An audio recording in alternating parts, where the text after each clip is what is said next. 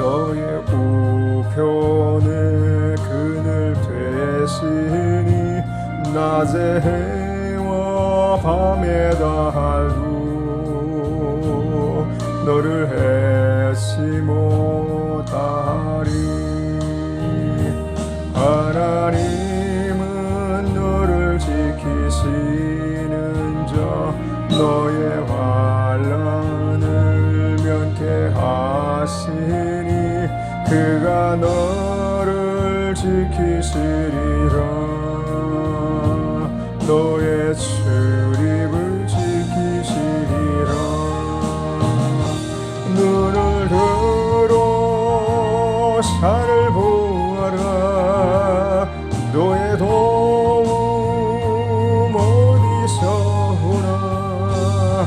천지 지으신 너를 만드신 여호와께로다. 하나님은 너를 지키시는 자 너의 우편에 그늘 되시니 낮의 해와 밤의 달도 너를 해치 못하리. 하나님은 너를 지키시는 자 너의 환난을 면케하시니 그가 너를 지키시리라. 너의 출입을 지키시리라.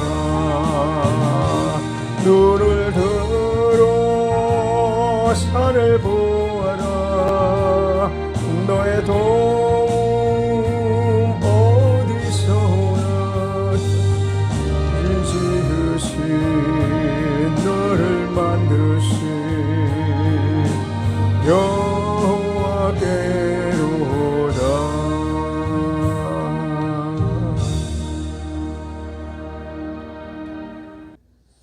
하나님의 말씀은 데살로니가전서 5장 16절부터 읽겠습니다. 항상 기뻐하라. 쉬지 말고 기도하라. 범사에 감사하라. 이는 그리스도 예수 안에서 너희를 향하신 하나님의 뜻이니라. 성령을 소멸치 말며 예언을 멸시치 말고 범사에 하려 좋은 것을 취하고 악은 모든 모양이라도 버리라. 평강의 하나님이 친히 너희로 온전히 거룩하게 하시고 또 너희 온 영과 혼과 몸이 우리 주 예수 그리스도 강림하실 때에 흠없게 보존되기를 원하노라. 너희를 부르시는 이는 미쁘시니 그가 또한 이루시리라. 형제들아 우리를 위하여 기도하라. 거룩하게 입맞춤으로 모든 형제에게 문안하라. 내가 주를 힘입어 너희를 명하노니 모든 형제에게 이 편지를 읽어 들리라. 우리 주 예수 그리스도의 은혜가 너희에게 있을지어다. 아멘. 사람이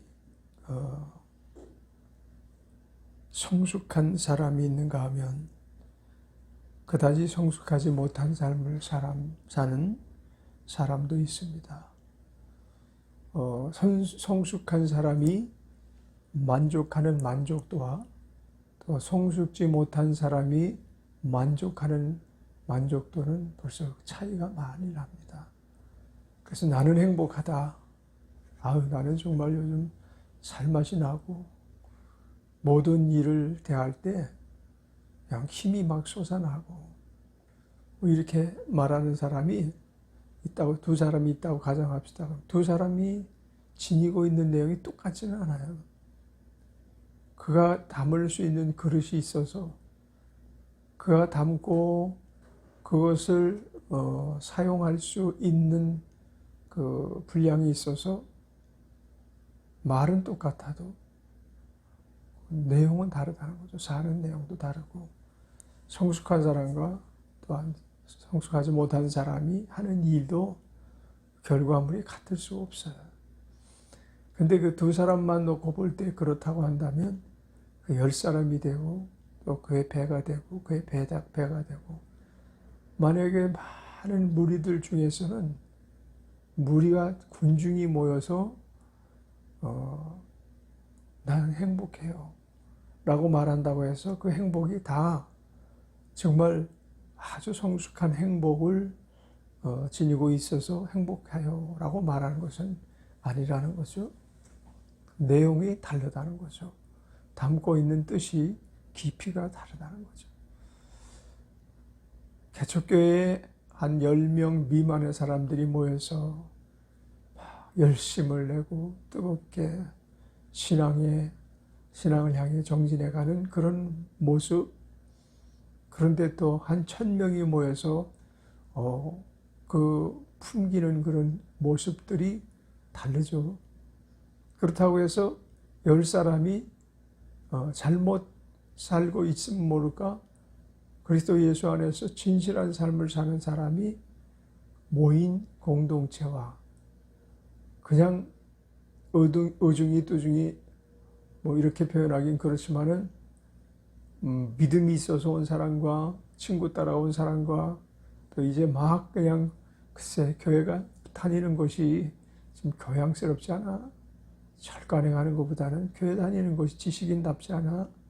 또 많은 친구들을 또 매주 볼 수 있어서 얼마나 좋아. 많은 사람들과 공동체를 이루고 사회성을 이루는 것이 좋지 않을까? 그래서 다니는 그런 교회가 있다고 가정합시다. 그렇다면 그 삶의 내용들이 다양한 삶의 내용들이 과연 어느 쪽이 더 투명하게 볼 수 있는, 그리고 또 평가할 수 있는가라는 것을 생각해 볼 때는 적은 사람들 모임, 소모임 안에서 이 사람이 어느 깊이의 분량에 이른 사람일까라는 것을 평가하기가 좀 쉬울 거예요. 볼 수가 있고 이해할 수가 있고 그 사람이 어떤 삶을 사는지 간접적으로 느껴지는 분량이 다르니까요. 큰 무리를 목양하는 목회자와 그러나 적은 무리 가운데서 그들 안에서 그저 만족하면서 자기의 직분을 소중히 여기면서 목회하는 목회자의 행복감도 다를 것입니다. 왜 이런 얘기를 하는가 하면 그 삶을 살아가는 사람들의 모양 속에서 그 행복도 또 만족도 그런가 하면 자기 성취에 대해서 평가할 수 있는 기준이 있어요. 기독교적으로, 신앙적으로 평가할 수 있는 기준이 있어요. 그 사람이 얼마나 성숙함에 이른 사람이고 얼마나 바르게 가고 있는가라는 그런 것에 대한 평가를 내릴 수 있는 아주 그러한 그 내용들을 함축해 담은 내용이 너무나 유명한 성경 구절이죠. 항상 기뻐하라. 쉬지 말고 기도하라. 범사에 감사하라. 이 세 가지 내용, 항상 기뻐하라. 쉬지 말고 기도하라. 범사에 감사하라. 이는 하나님의 너희를 향한 뜻이니라. 하나님께서 우리를 향해서 이와 같이 되기를 바라시고 이렇게 살기를 원하신다. 그것이 곧 너희를 향한 하나님의 뜻이야. 너희가 그렇게 되기를 하나님께서 바라시는 것을 알게 해주신 사도의 그 설교의 한 단락, 이 설교의 한 단락을 우리는 매우 크게 볼 수 있어요. 정말 큰 설교라고 말할 수가 있어요. 기적과 이적과 능력으로 도배되는 삶을 살아가는 사람이 있다고 가정해 봅시다. 나는 하나님 한 분으로 만족합니다라고 그냥 막 울면서 자기 생애를 불태우는 사람이 있다고 가정합시다. 참 그것이 바람직하고 좋은 현상이죠. 그리고 부러운 현상이죠. 우리도 저렇게 될 수 없을까라고 그렇게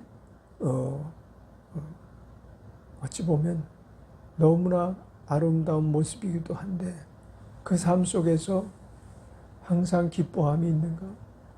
쉬지 말고 기도하고 범사에 감사함이 있는가? 라는 것을 통해서 그 사람의 영적 상태를 평가해보고 진단해 볼 수가 있다는 거죠. 우리 자신을 놓고 이제 그렇다면 우리 자신 한 사람 한 사람을 놓고 어떠한 것으로 우리 점수를 스스로 매기면서 자기를 점검할 수 있는가라는 것도 바로 이 세 가지 요소, 항상 그리스도 예수 안에서 기쁨이 있고 하나님에 대한 소망이 있고 그리고 또한 또 하나님을 향한 감사, 이것은 하나님의 사랑을 받은 자 아니고서는 하나님을 사랑하는 자 아니고서는 아마 온전함을 이루어 나가고 또 그와 같이 그런 점들을 목표로 지향하고 살아가기가 힘들 것입니다. 모든 것이 하나님의 사랑에서 우리에게 그 어떤 목표점을 향해서 하나님이 바라시는 그 뜻 안에서 살아가야 한다는 것입니다. 그렇다면 이렇게 살기 위해서 그럼 어떻게 살아야 되는가라는 부분이 고 19절 이하의 말씀에서 나타나죠. 성령을 소멸치 말며. 성령을 소멸치 말며라는 이야기는 살아 계셔서 역사하시는 하나님의 성령, 우리 안에서 우리를 늘 기름 부으시고 우리를 채우시고 공급하시고 인도하시고 보살피시고 통제하시고 하나님 뜻 안에서 살게 하시는, 하나님이 원하시는 대로 살게 하시는 예수 그리스도께서 이루신 성화를 이루어 가는 길, 성결을 이루고 성화를 이루어 가는 길로 우리를 늘 통제하시는 우리의 영성의 전부가 되시는 성령을 소멸치 말라는 것입니다. 그 다음에 예언을 멸신치 말고, 여기서 말하는 예언은 뭐 눈을 잠깐 감고 나타나는 현상을 이렇게 보고 상대방이 당신 이런 일이 있을 거네, 뭐 이런 예언이 아니고, 여기서 말하는 예언은 물론 사도권적인 믿음에 아주 굳건한 우리의 스승들, 다시 말하면 예수 그리스도의 사도, 또 예수 그리스도의 제자들, 주님이 인정하셔서 쓰시는 분들이 종종 예언할 수 있겠죠. 종종 또 성경에도 그런 예언들이 많이 다루어져 있고 그와 같은 예언도 말할 수 있지만 구약시대의 예언과 신약시대의 예언은 많은 차이점이 있어요. 구약시대에는 성경이라는 예언의 총소가 기록되어지기 전에 개인적으로 예언이 임해서 그 사람을 통해서 온 나라에 하나님께서 이렇게 하시기를 원하신다라는 것을 선포하는 그런 내용들을 담고 있잖아요. 구약시대. 그 예언 중에 하나가 예수님의 탄생의 고지를 말하는 그런 부분도 있을 수 있을 것이고, 또 내가 천하 만민의 복의 근원이 되게 하리라 라고 하신 그런 내용도 있을 수 있을 것이고, 야곱에게 주신 예언, 그리고 또한 요셉에게 주신 예언, 이런 우리가 성경 안에서 구약 안에서 또 신약 안에서 그와 같은 예언들이 있는데 그것들이 그냥 한 번 듣고 소멸되어진 예언이 아니고 기록되어 세상 끝날까지 예언의 기능을 가지고 사람의 길을 인도하시고 역사의 길을 인도하시고 온 세상의 종말까지도 다루시고 계시는 그 모든 책 안에 담겨져 있는 예언이 먼저 취급되는 내용을 말하고 있는 거야. 그래서 예언을 멸시치 말라. 그것이 그 세상의 가치관과 많은 차이가 있을지라도 혹시 과학의 발달, 문명의 발달로 인하여 사람이 지각이 옛날에 예수님께서 이 땅에 오셨을 때와 다른 시대를 살아가고 있다 할지라도 그 예언은 어제나 오늘이나 영원토록 동일하신 가치가 있고 능력이 있고 또한 필요를 채워주시는 내용을 담고 있다는 것을 우리는 인정하면서 살아야 되는 것입니다. 그래서 말씀을 인정하는 사람 안에서 그 원수 마귀가 미혹을 가지고 들어오는 것을 분별해낼 힘이 있어요. 도려낼 힘이 있고 원수 마귀가 우리를 공격하는 것을 볼 수 있는 힘이 있다니까요. 내가 지금 주의해야 되겠구나. 원수마귀가 초긴장하여 막 공격하고 있구나. 이런 것들이 예언을 근거로 해서 그 사람에게 나타날 정도로 예언을 늘 소멸하지 말고 예언을 멸시치 말아야 돼요. 이 멸시라는 말이, 소멸하는 말은 부주의하고 또 의미를 부여하지 않으면 소멸돼요. 그 안에 소망을 두지 않으면 그 일들은 소멸이 돼요. 그런 의미에서 성령을 소멸하는 것은 그분을 소중히 여기지 않으면 그는 반드시 성령을 소멸하는 자가 될 것이에요. 주님께서, 성령님께서 우리 마음에 녹화하시고 우리에게 요청하시는 바를 선명하게 들을 때가 있었는데, 근데 대수롭지 않게 여겨가지고 자꾸만 그 일에 대해서 우리가 따르지 않고 그 일을 이루어 나가지 않고 자꾸 그러다 보면, 반복하다 보면 결국은 성령의 소멸을 맛보게 될 거예요. 그 의미를 중요하게 두지 않고 부여하지 않으면 성령님께도 우리는 이와 같이 상실의 아픔을 드리고 또 우리를 소유하시는 것에 대한 소유권을 뺏어버리는 이런 역할을 하게 되면 성령이 소멸된 자이라고 볼 수 있는 것입니다. 그러나 이제 멸시치 않고는 이건 그보다 더욱 적극적이에요. 간이 무관심하는 상태가 아니고 이건 적극적으로 거부하는 거예요. 그 멸시를 할 정도가 되면 벌써 말씀은 권위를 상실해버리고 말죠. 말씀을 멸시하며 사는 사람에게 있어서 말씀의 권능이 나타날 수 없는 거예요. 그러면 그 사람의 삶은 에너지 빠진 삶이 되고 말아요. 다시 말하면 영적 에너지. 영적 에너지를 공급해 주시는 것이 곧 말씀이거든요. 그리고 말씀을 소화시켜 주시고 그 말씀대로 살게 하시는 것이 성령의 역사고요. 그래서 이런 모든 많은 지켜야 될 것 중에서 가장 중요한 것이 성령을 소멸치 않는 것이고, 또한 우리가 또 예언을 거부하고 또 그것을 아주 과소평가하고 아주 멸시해버리는 어떤 그 인간이 있는데, 인간관계를 하면서 한 사람이 멸시를 당한다고 생각해 보세요. 그 멸시를 당한다고 하는 상대방을 전혀 인정하지 않을 뿐만 아니라 아주 쓸모없이 여기고 가치없이, 인격적으로도 아주 인정하지 않고 그냥 완전히 멸시를 당하는 사람은 삶의 이유를 찾기 힘들 정도로 큰 상처를 받는다니까요. 가는 곳에서마다 멸시를 당하면 존재감을 잃어버려요. 마찬가지로 하나님의 말씀을 우리가 자꾸 멸시를 하면 하나님의 말씀의 존재감이 그 사람 영역 안에서 사라지고 마는 거예요. 그래서 우리는 늘 성령 중심, 말씀 중심, 예수 그리스도의 중심으로 살아가는 사람들이 되기를 바랍니다. 자, 그와 같은 삶을 살게 되면 이제 범사에 좋은 것을 취할 수 있는 지각이 생기는 거죠. 영적 분별력이 생기는 거죠. 이것도 좋고 저것도 좋고가 아니에요. 이 사람과도 또 교제했다가 싫으면 저 사람도 교제. 이런 삶을 살려면 이 사람은 결국은 불행을 자초하는 거예요. 불행을 자초하고 그 혼란스러운 마음이 살인을 저지르게 하기도 하고 술 취하고 방탕한 삶을 살게 하기도 하고 그런 거죠. 그러니까 좋은 것과 나쁜 것을 가려서 사는 능력은 이 두 가지 기능, 앞에서 말씀하신 두 가지 기능, 성령을 소멸치 않고 예언을 멸시하지 않을 때 확실한 분별력이 오게 되겠죠. 그래서 결국은 우리의 지상과제, 우리가 이 땅에서 살면서 반드시 성취하지 않으면 안 되는 내용, 22절, 악은 모든 모양이라도 버리라 라고 한 말씀을 드디어 이루어 가면서 사는 거예요.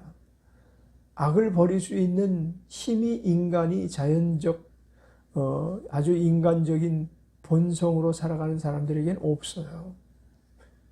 아무리 법률학자라도 이것은 죄다, 이것은 용납해서는 안 되는 것이다 라는 것을 알면서도 그걸 못 지키는 거예요. 이번에 한 장관이, 그 주무장관이에요. 김아무개 장관이라는 분이, 그 집 가진 그 사람들은 집세를 올릴 때 5% 이상 올리지 말라라는 법을 위반하고 그와 같이 법을 통과시켜서 그것이 시행되는 것이 예를 들어 7월이다. 그러면 6월 28일쯤 자기가 가지고 있는 집을 15%나 올려버렸어요. 세들어 사는 사람한테 15%를 올리게끔 법이 통과되고 시행되기 며칠 전에 올려버렸어요. 비서실장이에요. 그게 말이 돼요? 자기가 위반하고 그 집세를 안정시키겠다고 그 정부에서 그냥 집세가 너무 고공을 달리고 통제가 안 되니까 그 법을 마련한 사람이 주무장관이고, 주무 비서실장이 세상에 그와 같은 이 일을 저질러서 그것이 발각이 나가지고 그냥 즉시 사면시켜 버렸어요. 퇴직했죠. 그래서 할 수 없이. 그거는 알기는 알지만 그 돈 1억 5천을 1억 2천을 올렸대요. 그러면서 변명하기를 그건 자기가 소유한 집이고, 그거를 세를 주고 자기는 세 들어 사는데, 그 세 들어 사는 집주인이 집세를 올려서 할 수 없이 자기도 그 돈을 채워 넣기 위해서 큰 돈이 필요해서 할 수 없이 올렸다고 변명을 했어요. 그런데 그 사람은 얼마를 올렸냐면 5천만 원을 올렸어요. 근데 자기는 1억 2천만 원을 올렸어요.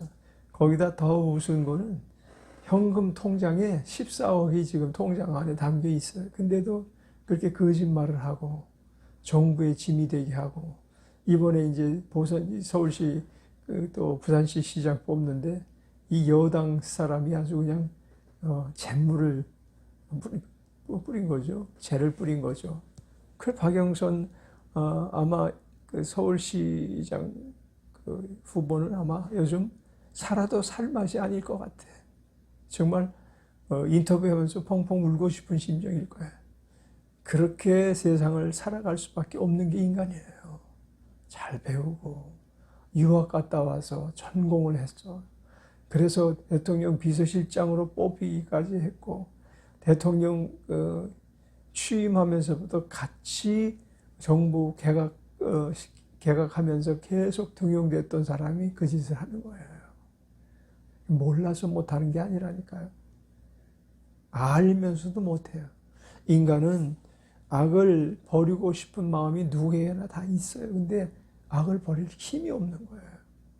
누구로 말미암아 악을 버리게 되나요? 성령을 소멸치 않고 말씀 중심으로 살아가고, 그리고 또 예수의 사람으로서 확증받고 난 뒤에 버리기 시작하는 거예요. 그것을 이루기 위해서, 그래서 그렇게 확증받은 사람들이 기쁨을 상실하지 않고 기도를 또 그리고 감사를 잃지 않고 살아갈 수 있는 거죠. 23절에 평강의 하나님이 친히 너희로 온전히 거룩하게 하시고 또 너희 온 영과 혼과 몸이 우리 주 예수 그리스도의 강림하실 때 흠없게 보존되기를 원하노라. 평강의 하나님께서 친히 우리가 흠없는 자가 되기를 원하시죠. 그래서 그 모든 조치를 취해 주셨어요. 그것도 부족해서 이처럼 제자들에게 우리를 깨닫게 하는 스승으로 우리에게 반면교사로 늘 앞에 두시는 거예요. 지금도 하나님께서 그 성경에 수많은 스승이 있음에도 불구하고 또 다른 하나님의 사역을 감당할 수 있는 제자를, 종을 뽑아서 쓰시는 이유는 이와 같은 목표를 달성하시기 위함이에요. 우리를 흠없이 그리스도 예수의 강림하시는 날까지 보존하시기 위해서 하나님은 지금도 쉬지 않고 졸지 않고 주무시지 않고 그저 끝까지 우리를 열심으로 보존하고 계신 분인 것을 믿으시기 바랍니다. 하나님이 그와 같은 일에 얼마나 열심을 품으시는지는 우리가 살아오면서 자꾸만 뒤를 돌아보게 되잖아요. 우리가 지나온 길은 고통스럽고 힘들고 또 여러 가지 문제가 많은 세상을 통과해 왔는데, 그 터널을 지나왔는데 그때에도 그 터널 안에 나만 혼자 있었던 게 아니고 예수님께서 항상 같이 하셨고, 내가 죄를 범하였을 때, 내가 실수를 하였을 때, 내가 해서는 안 될 짓을 했을 때에도 주님께서 우리를 떠나시지 아니하시고 참 끝까지 우리를 지켜 보호하시는데, 그와 같은 역할을 하는 분 중에 누가 있죠? 실제적으로 우리 부모들이 그래야 되잖아요.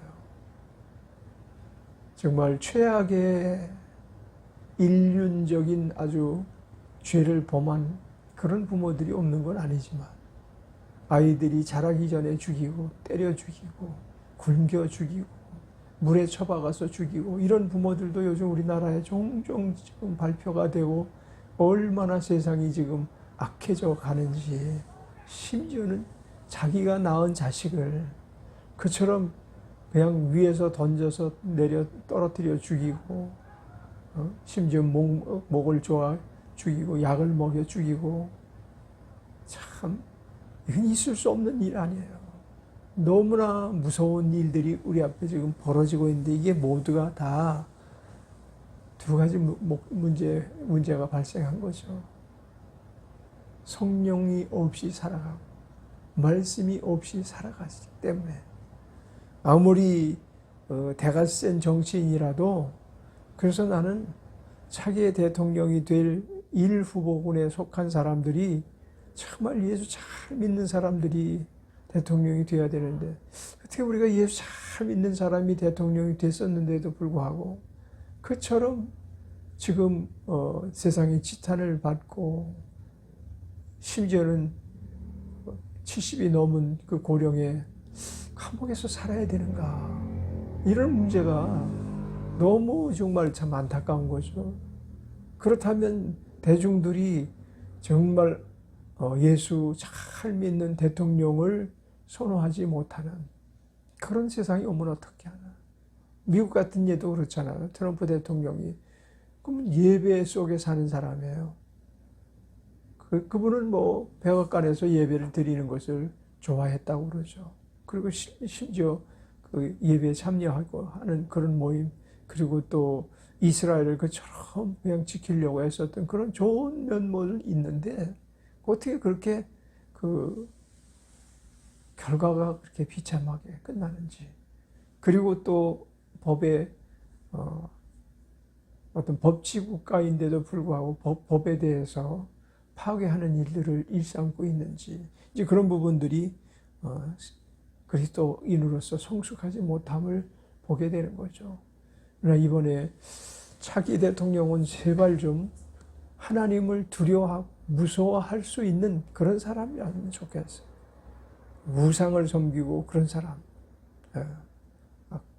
이세벨 같은, 아합 같은 이런 상태가 되게 만드는 게 우상들이 하는 짓들인데, 이 우상이 원수마귀의 종로로 타는 사람들인데, 우상을 섬기는 사람들은 전부 원수마귀에 종속되어서 마귀의 조종을 받는 사람인데 얼마나 좋은 결과를 얻을 수 있을까. 그런 사람들이 선출된 걱정스러운 부분이 아닐 수가 없습니다. 너희를 부르시는 이는 미쁘시니 그가 또한 이루시리라. 그렇습니다. 그분에게만 이루실 수 있는 힘이 있으시고, 그분 안에 있는 자들이 이룸에 동참받을 수가 있는 것입니다. 하나님께서 친히 우리를 지키시고 보호하시고 인도해 주시지 아니하면 우리는 기대할 수 없는 그런 내용을 우리 주님께서 같이 하는 자들에게 이루어 주시는 것입니다. 마지막으로 이제 그 편지를 마감하면서 데살로니가전서 5장 그 사도가 그 형제들에게 당부하고 있죠. 형제들아 우리를 위하여 기도하라. 부탁합니다. 거룩하게 입맞춤으로 모든 형제에게 문안하라. 화목을 이루라는 얘기죠. 내가 주를 힘입어 너희를 명하노니 모든 형제에게 이 편지를 읽어드리라. 그러니까 하나님의 지침서를 떠나 사는 삶을 살지 못하도록 모두가 다 공통으로 이 말씀 안에서 하나가 되도록 해라. 그런 내용입니다. 우리 주 예수 그리스도의 은혜가 너에게 있을지어다. 그렇습니다. 우리는 이 은혜 안에서 오늘도 하루를 하나님 주신 복된 시간을 사용하고 복된 하루로 사용할 수 있는 한 날이 되시기를 바라고, 이것이 계속 지속되어서 예수 그리스도 강림하실 때까지 이와 같은 좋은 모습, 아름다운 모습을 지향하며 살게 되기를 주의 이름으로 축원합니다. 기도하겠습니다. 은혜로우신 하나님 감사합니다. 이제 하나님께서 저희에게 주시는 놀라운 축복이, 하나님의 사랑이 말씀 안에서, 예수 그리스도 안에서, 성령 안에서 우리에게 이루어지도록 항상 기도하며 쉬지 말고 기도하고 범사에 감사하는 하나님의 뜻 이루며 살아가게 하옵소서. 예수님의 이름으로 찬양하며 기도드렸습니다. 아멘. 주기도 드립니다.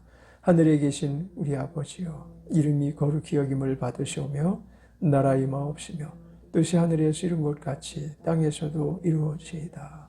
오늘날 우리에게 일용할 양식을 주옵시고 우리가 우리에게 죄 지은 자를 사하여 준 것 같이 우리의 죄를 사하여 주옵시고 우리를 시험에 들게 하지 마옵시고 다만 악에서 구하옵소서. 나라와 권세와 영광이 아버지께 영원히 있사옵나이다.